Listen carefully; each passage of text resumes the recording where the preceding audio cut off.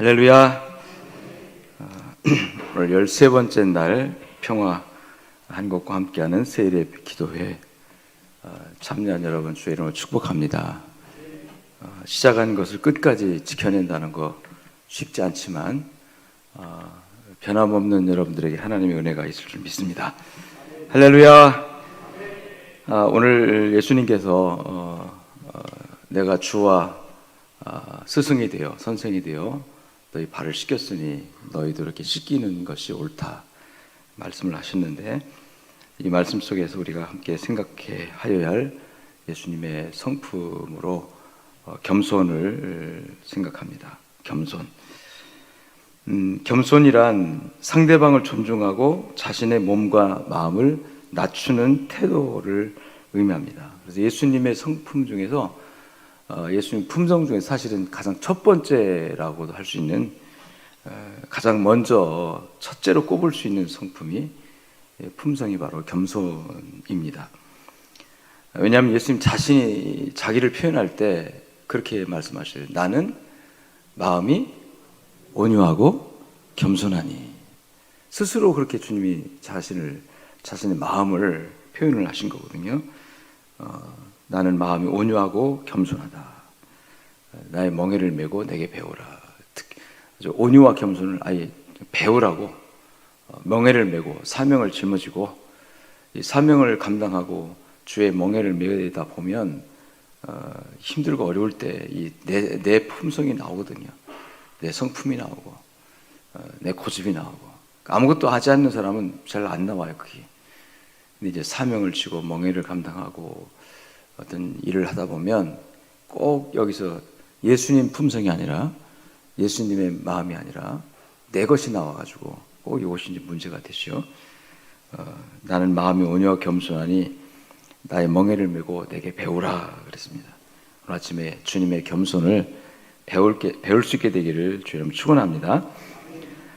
문자적으로 성경에서 이 겸손이란 단어가 약 40번 정도 나옵니다. 구약 성경에 30번, 신약에 10번 정도 나오는데, 겸손은 신학적 해석이나 수식어가 필요 없는, 또 겸손에 대해서 예화를 하고 설명이 필요 없는 아주 원색적인 그런 의미를 우리에게 주는 거죠. 그래서 그냥 무조건 예수님께 배우라 그랬어요. 배우라는 말은 따라서 해라, 실천하라 라는 뜻이기도 하겠죠. 나귀 타고 예수님께서 예루살렘 입성하실 때 마태복음 저자는 그는 겸손하여 나귀를 탔도다. 그리고 또 어린 나귀를 탔다, 이렇게. 그 나귀를 타고 오는 왕 계신 예수님께서 왕으로 지금 자기의 도성에 영적으로 통치권을 행사하기 위해서 오시는 그 도성에 입성할 때 어린 나귀, 멍에를 메어보지 않은 어린 나귀 타고 오시는 그 장면을 예수님이 품성과 연결시켰어요. 그는 겸손하여 나귀를 타고 오신다. 겸손하지 않은 사람은 나귀를 타는 게 아니라 이제 왕으로 올 때는 말을 타고 오겠죠. 군대와 또 권력의 상징인 이 말을 타고 들어왔겠죠. 근데 예수님은 만왕의 왕으로서 통치권을 실제로 지상에 행사하기 위해서 자기의 도성, 택한 예루살렘 성, 그 성에 자기 백성 중에 만왕의 왕을 대관식 선포한다는 차원에서 영적으로 그렇게 좀 오시면서 사람들이 볼 때는 도대체 이게 무슨 왕의 모습이냐 할 정도로 나귀는 그냥 일상적인 서민들이 이용하는 교통수단 내지는 짐을 운반하는 평화의 동물이죠. 그런 동물을 타고 오신 장면을 예수님 품성과 연결시켜서 그분은 나귀 타고 오셨다. 왜냐? 겸손하셔서. 예수님께서 나는 마음이 온유와 겸손하다라고 말씀하신 것과 같은 의미라고 볼 수가 있습니다. 바울 사도도 예수님에 관해서 너희는 이 마음을 품으라 그러면서 우리가 품어야 할, 갖춰야 할 품성 중에 예수님의 마음을 얘기했어요. 빌립보서 2장 5절에 보면 너는 이 마음을 품어라. 곧 그리스도 예수의 마음이니. 자, 우리가 품어야 할 품성, 가져야 할 성품, 겸손에 관해서 이 시간 여러분 구태여 설명하지 않아도 겸손하면 다 하시고 있으리라 믿습니다. 겸손을 배우고 겸손한 그런 그리스도인으로서 하나님께 영광 돌리게 되시기를 주님 축복합니다. 아멘. 성경에 성경 구절이 겸손에 관하여 여러 구절들이 있는데 몇 개만 좀 소개하면서 말씀을 같이 나누겠습니다. 바울은 자기 목회 사역을 감당하면서도 겸손이라는 단어를 여러 차례 씁니다. 사도행전 20장 19절 보면 그 사역하는 가운데 어떻게 사역을 했냐면 겸손과 눈물로 했다. 겸손과 눈물로 사역을 감당했다. 이렇게 표현하고 있습니다. 곧 모든 겸손과 눈물이며 간계로 말미암아 시험을 참고 견딘 것과 이렇게 말했는데 그 유대인들의 공격, 비난 또는 방해 이 모든 걸 참아내는 품성을 겸손이라고 표현하고 있어요. 겸손. 그 겸손에 대해서 이 예수님의 겸손을 바울이 본받은 거겠죠. 다시 말하면 너희는 이 마음을 품으라 하고 빌립보서에서 우리 권면한 바울 사도가 본인 자신도 예수님의 품성, 겸손을 본받아서 그 모든 도전들을, 그 모든 정말 반대와 방해 그리고 비난, 심지어는 들이대서 죽이려고 하는 그런 여러 가지 악한 세력들에 대해서 그를 참고 견디고 인내하고 한 그 품성, 바로 눈물과 겸손이다 그랬어요. 겸손과 눈물이다 그랬어요. 겸손.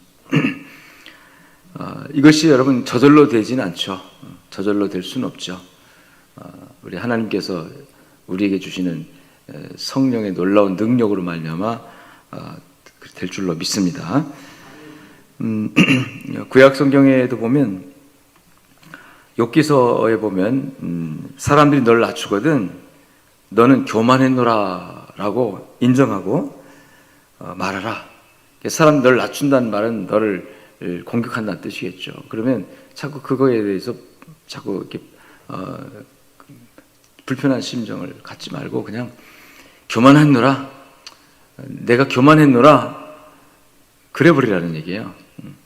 그러면 따라합시다. 하나님은 겸손한 자를 구원하시리라.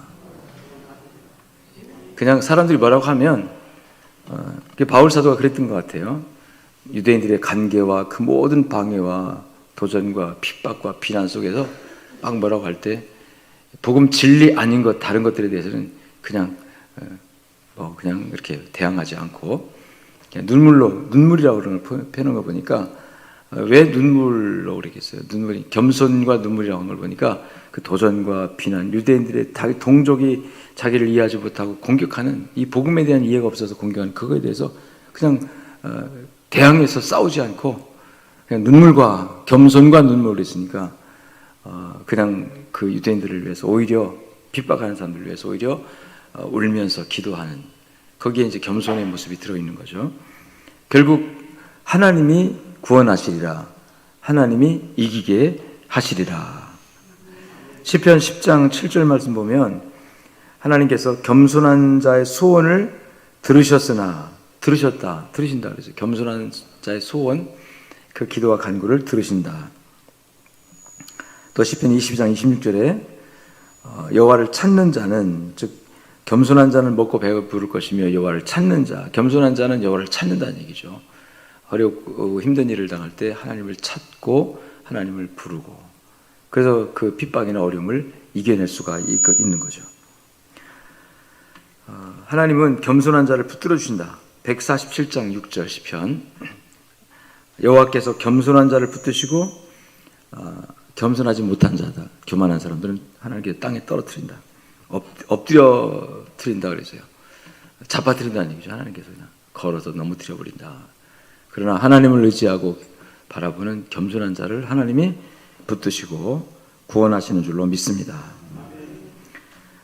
구구절들이 겸손한 자를 축복하시고 도와주시고 구원하신다, 이런 구절들은 굉장히 많습니다. 성경 구절에. 거만한 자를 하나님 어떻게 하시느냐? 비웃으신다. 하나님께 거만한 자를 비웃으시고 교만한 자를 물리치시고 겸손한 자에게 은혜를 베푸신다. 잠언서 3장 34절 말씀이에요. 교만하고 거만하면 하나님이 내쳐요. 그래서 교만은 패망의 선봉이라 그랬죠.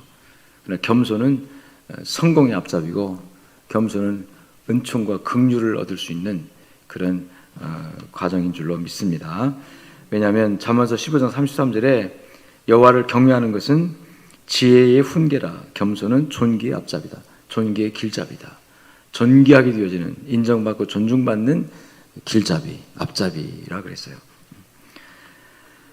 잠언서 20장 4절에 겸손과 여호와를 경외함의 보상은, 겸손과 여호와를 경외하는 걸 같이 묶어놨어요. 겸손한 사람이 여호와를 경외하고 겸손한 사람이 여호와를 온전히 잘 섬긴다는 얘기죠. 그런데 그 보상, 따르는 상급은 재물과 영광과 생명이다. 이 겸손한 사람, 그 사람 하나님 섬기는 사람인데, 그 따르는 보상이 뭐냐면 재물과 영광과 생명이다. 재물, 영광은 명예잖아요. 생명, 뭐 육체적인 생명뿐만 아니라 영원한 생명까지, 겸손한 자가. 누가 복음을 받아들이고 누가 결국은 주님의 품성을 닮아서 주님을 따라가느냐? 결국은 자기 마음 교만하지 아니한 사람들이에요.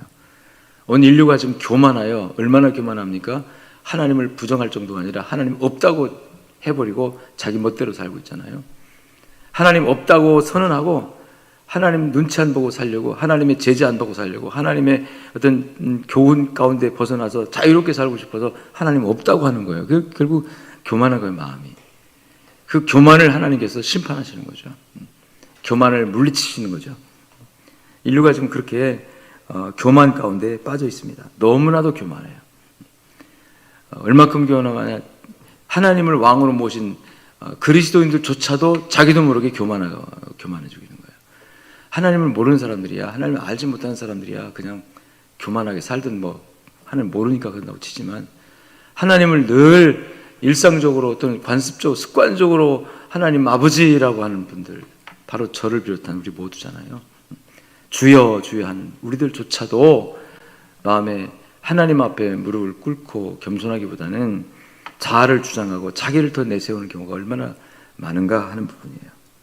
그래서 이 겸손이 얼마나 중요한 우리 믿음의 어떤 갖추어야 할 품성인지를 우리에게 말씀을 하고 있습니다.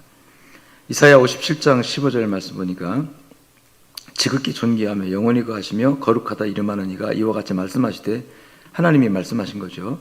내가 높고 거룩한 곳에 있으며 또한 통회하고 마음이 겸손한 자와 함께 있나니.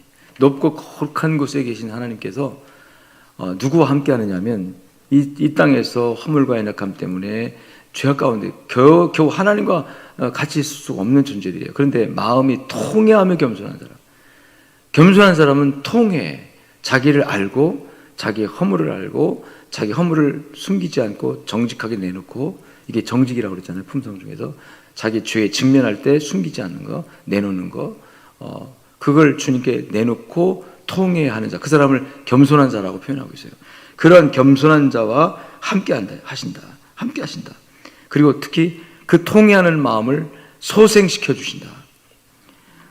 그러니까 결국 겸손한 자가 다시 소생함을 받고, 겸손한 자가 하나님과 함께하면서 하나님의 위로와 그 능력과 보호와 축복을 받을 수 있다고 하는 그런 말씀인 줄로 믿습니다. 아멘.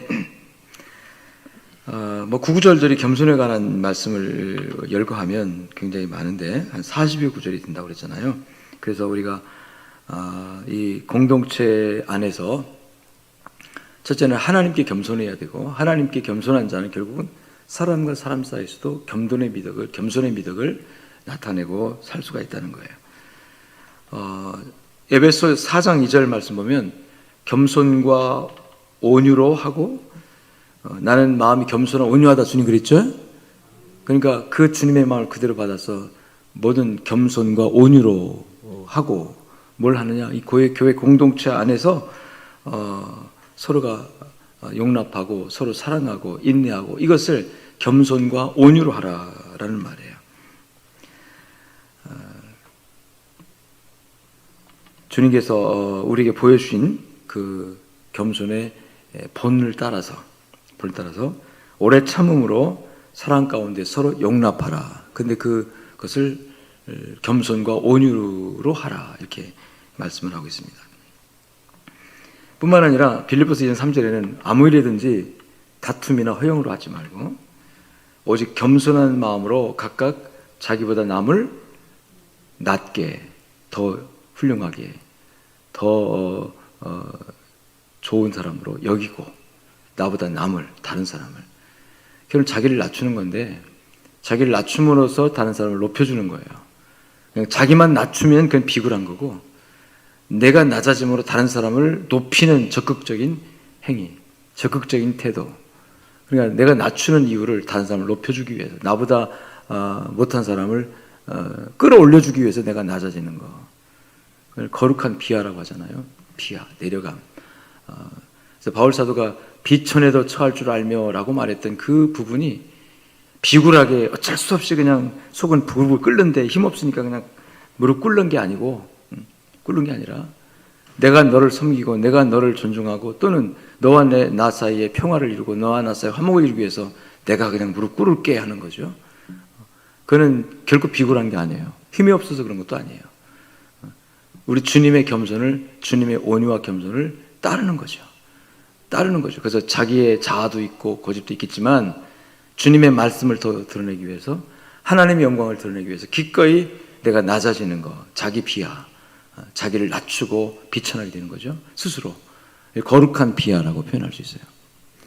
그게 결국은 겸손이라고 하는 거죠. 예수님께서 그는 하나님과 동등한 분이고 하나님과 동등됨을 취해도 그 영광 중에 거하셔야 될 분이지만 그 하나님과 동등됨을 취할 것을 여기지 않으시고 오히려 자기를 싹 비워가지고 아무것도 없는 것처럼, 정말 아무런 능력도 없는 것처럼 이 땅에 오셔서 십자가에 못 박아 죽으셨잖아요. 그 이유가 뭐냐면 우리를 구원하기 위해서, 우리를 죄 가운데서 끌어올려서 하나님의 영광의 자리에 참여할 수 있는 그런 존재가 되게 하기 위해서 그 자기를 낮춰주신 거예요. 자기를 비워주신 거예요. 자기를 다 내려놓으신 거죠. 그것을 주님의 겸손과 눈물, 바울사는 겸손과 눈물, 예수님은 겸손과 온유로 표현하고 있는 것입니다. 야고보서 4장 6절 보니까 겸손한 자에게 더욱 큰 은혜를 주신다 그랬어요. 더욱 큰 은혜를 주시나니 그러므로 일렀으되 하나님이 교만한 자를 물리치시고 겸손한 자에게 더욱 큰 은혜를 주시느니라. 어떻게 보면 우리가 이미 은혜 받은 게 있잖아요. 받은 은혜를 계속 유지하고 계속 그것을 발전시키고 그것을 증대시키고 확장시키고 더욱더 풍성하게 누리는 방법이 겸손이라는 거죠. 이미 받은 은혜, 하나님의 자녀로서 구원받는 그 구원의 확신, 이런 것들을 우리가 유지하는 거. 교만한 자에게는 그것이 다 사라져, 메말라져요, 마음이. 샘물이 솟아나지 않는 메마른 우물처럼 돼버려요. 이 교만이 그걸 다 영적인 차원에서 은혜를 마르게 만들어버려요. 내 마음에 그 껍데기만 나게 만들어요. 교만하면 절대로 하나님 은혜의 샘물이 다시 솟아나지 않습니다. 근데 겸손한 자에게는 은혜와 긍휼의 샘이 퐁퐁 솟아나요. 샘물이 솟아나는 풍요로운 우물처럼 영적으로 우리가 하나님의 늘 충만한 은혜를, 겸손한 자에게 은혜를 더하시나니 그랬어요. 더하시나니. 할렐루야. 그 은혜를 여러분 누리며 그 은혜를 더욱더 풍성하게 또 발전시키는 여러분 되시길 바랍니다. 특히 우리가 직분을 감당할 때 겸손해야 합니다. 성도와 성도 간의 관계성 속에서 겸손하되 특히 직분자들이 겸손해야 돼요. 베드로전서 5장 5절 말씀에는 젊은 자들아 이와 같이 장로들에게 순종하고 다 서로 겸손으로 허리를 더, 여기 장로들에게 순종하고 그랬으니까 장로들은 목에 힘줘도 괜찮고 교인들만 겸손하라 그 말이 아니에요. 다 서로 따라합니다. 겸손으로 허리를 동이라. 왜 그러냐면 질서는 있어야 되기 때문에, 장로 직분, 권사 직분, 질서는 있는 거거든요. 교회에서 목사의 위치, 목사의 또 역할, 사명 다 하나님이 각자에게 다른 직분으로, 다른 은사로, 다른 임무를 주셨어요. 그걸 다 존중하고 그 직분의 어떤 질서 속에서 서로 겸손으로 어떻게 하라? 허리를 동이라 그랬어요. 허리를 동일 때 왜 동입니까? 질끈 허리를 동여매고 할 때는 뭔가 움직이고 일하고 할 때 허리를 동여매는 거예요. 그냥 편안하게 쉴 때는 절대 허리를 동여매지 않습니다. 아우 좀 쉴까? 허리띠 풀러요. 편안하게. 그러나 뭐 일을 할 때는 뭔가 긴장될 때는 허리띠를 바짝 졸라매고 하는 거죠. 일하는 거죠. 그러니까 직분을 감당할 때 여러분 허리띠를 동여매야 되는데 무슨 허리띠로? 겸손의 허리띠로. 겸손의 허리띠를 확 동여매라. 그래서 다 서로 겸손으로 허리를 동이라. 하나님은 교만한 자를 대적하시고 그냥 물리치는 정도가 아니라 대적한다 그랬어요. 하나님이 적이 된다. 대적. 하나님이 그 교만한 자는 그냥 대적이 되어 싸운다. 이 교만이 얼마나 무서운 죄인지 알 수 있잖아요. 교만은 그냥 패망의 선봉이고 멸망의 구렁텅이로 그냥 미끄러져 내려가는 거예요. 교만입니다. 교만한 자를 절대로 하나님께서 용납하지 않으세요. 오히려 겸손한 자에게 은혜를 주시느니라. 겸손한 자에게 사명 감당할 수 있도록, 직분 감당할 수 있도록 은혜를 주십니다. 실력이 좀 못해도, 능력이 좀 없어도 겸손한 사람 하나님은 들어서, 하나님께는 실력과 능력이 여러분 문제되지 않습니다. 왜? 하나님은 실력자 중에 실력자이시고 능력자 중에 능력자이기 때문에 하나님의 손에 붙들리면 여러분 보잘것없는 저 시내산의 어느 산 중턱에서 모세가 나무 하나 딱 꺾어가지고 만든 그 지팡이도 성경은 뭐라고 표현합니까? 하나님의 지팡이라고 표현해요. 그 지팡이로 애굽의 나일강을 칠 때 피로 변하고, 그 지팡이로 막 티끌을 치니까 이로 변하고, 메뚜기가 나오고, 그 지팡이로 홍해바다를 가르치니까 홍해바다 쫙 갈라지고, 그 붙여보면 무슨 힘이 있습니까? 자, 하나님의 손에 붙들리면 하나님의 지팡이가 되는 거예요. 그러니까 누구를 하나님 붙잡아 주신다? 겸손한 사람. 이 겸손을 빙자한 교만을 경계해야 합니다. 우리가 겸손 그러니까 겸손을 빙자한 교만. 하나님이 우리 부족한 거, 약한 거, 우리 허물 많은 거 알면서도 사명 줄 때가 있어요. 아이고 하나님 나 못해요, 그거 못해요, 쌀쌀 내두르는데 이게 겸손을 빙자한 교만. 이 사탄이 아주 교묘하게 우리를 교만죄를 범하게 만들어요. 언제 하나님 실력 보고 뽑았습니까? 언제 여러분 능력 보고 뽑았습니까? 하나님이 언제 여러분들 잘나고 똑똑 의로워서 자격이 있어서 하나님이 뽑아서 하나님 자녀 삼고 하나님 일꾼 만들고 뭐 직분 주고 그럽니까? 하나님이 쓰신다고 할 때 그냥 아멘. 그게 겸손입니다. 하나님이 난 너를 원해 그러면 아멘 감사합니다. 이 연약하고 부족하고 힘없는 거 하나님이 불러주시니 감개무량 감사해서 뼈골 빠지게 봉사하겠습니다. 그럼 끝나는 거예요. 그 다음에 실력 없는 거 하나님 붙잡아 주십니다. 그 다음에 능력 없는 거 하나님이 붙들어서 힘있게 하나님 쓰시면 되는 거예요. 삼손의 손에 붙잡혔던 나귀 턱뼈 얘기 잘 알잖아요. 나귀 턱뼈가 무슨 힘이 있어요? 다 죽어 말라 비틀어진 나귀 턱뼈. 그 나귀 턱뼈가 살아있을 때는 그 턱뼈로 뭐 별별 다 씹어서 먹었겠죠. 나귀가 이 죽어 완전히 말라 비틀어진 나귀 턱뼈 아무 능력 없는 거예요. 근데 삼손의 손에 딱 붙들리니까 그걸 가지고 막 무기를 삼아서 블레셋의 수많은 사람들을 쳐서 승리하고 이스라엘을 해방시키는 그런 능력이 어디서, 턱뼈 자체가 능력 있는 게 아니라 능력의 손에 붙들리니까 그런 힘이 나오는 거 아니겠어요? 아멘. 여러분 우리 꼭 마찬가지예요. 그래서 직분자들이 직분을 또 맡을 때 또는 사명을 주님 주실 때 이거 겸손을 빙자한, 아이고 하나님 난 힘 없어요, 능력 없어요, 뭐 없어요, 실력 없어요, 뭐 어쩌고 저쩌고 핑계 대는 거, 이게 아주 교묘하게 우리 마음을 겸손을 빼앗아가고 교만을 부추기는 사단의 작전이라는 거죠. 그때는요 하나님 나 실력 없는 거 아시면 부르셨죠? 나 능력 없는 거 아시죠? 하나님 원하시니 내가 순종하겠습니다 하고, 나 능력 없을 때 실력 없을 때 발 동동 구를 때 그때 하나님 꼭 도와주셔야 합니다. 그러면 하나님 책임지고 도와주세요. 왜? 하나님 실력 없는 뻔히 알면 시켜놓고 실력 없는 사람이 그저 그거 해보려고 몸부림치는데, 그거 해보려고 막 그냥 기도하고 애쓰는데 하나님 그거 보고 그냥 구경만 하시겠어요? 책임져 주시죠. 아멘. 그래서 따라합시다. 하나님의 능하신 손 아래에서 겸손하자. 이게 베드로 사도가 외치는 말입니다. 베드로전서 5장 6절에 그러므로 하나님의 능하신 손 아래에서 겸손하라. 능하신 손 아래에서, 능하신 손 아래 겸손하면 때가 되면 너희를 높이시리라. 때가 되면 하나님이 쓰시리라. 여러분, 신앙생활하면서 또 사명을 받은 자로서 사명 감당하면서 여러분 누구보다도 낮아지고 겸손해서 주님만을 의지하는, 겸손한 만큼 주님을 의지하게 되고 겸손한 만큼 하나님을 의뢰하게 되죠. 그리고 겸손한 만큼 하나님을 사랑하게 됩니다. 그러니 하나님이 겸손한 자를 붙드시고 그를 품으시고 그에게 능력을 주시고 모든 은사와 능력을 더하셔서 힘있게 주의 이름으로, 그리고 겸손한 자는 어떤 일을 성공적으로 한 다음에도 자기 이름을 드러내지 않습니다. 그저 하나님만 드러내는 거예요. 하나님만 나타내는 거예요. 할렐루야. 자, 오늘 우리 평화한국과 함께하는 새일의 기도에 통해서 21가지의 예수님의 품성을 같이 배울 텐데요, 시간마다 은혜가 있을 줄 믿습니다.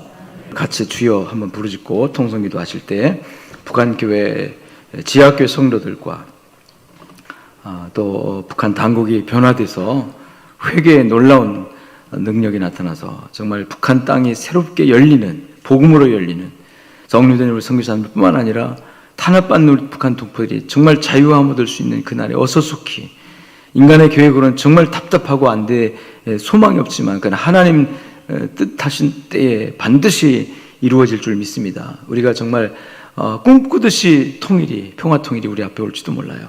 그때까지 우리는 기도로 깨어 있어야 되고 준비해야 됩니다. 오늘 평화 새일의 기도회를 통해서 하나님이 이 문을 여는 열쇠를 움직이는, 돌리는 그런 시간이 되어지기를 바라고요.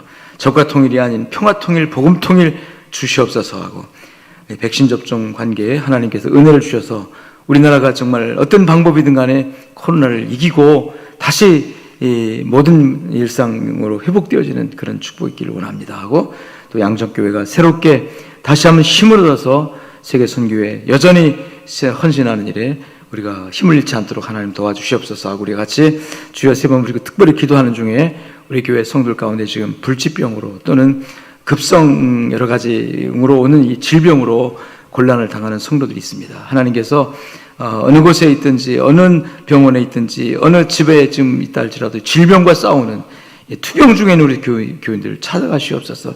이 자리에 교회 나오고 싶어도 허약해서 나오지 못하고 문제가 있어서 나오지 못하는 분들이 있습니다. 하나님, 우리 기도가 하나님 앞에 상달되어서 이들에게 은혜와 긍휼이 임하고 하나님의 치유의 햇빛이 비춰지는 그런 시간 되어지기를 원합니다 하고, 이 시간 다 같이 주여 세 번 크게 부르짖고 통성기도 하시겠습니다. 주여, 주여,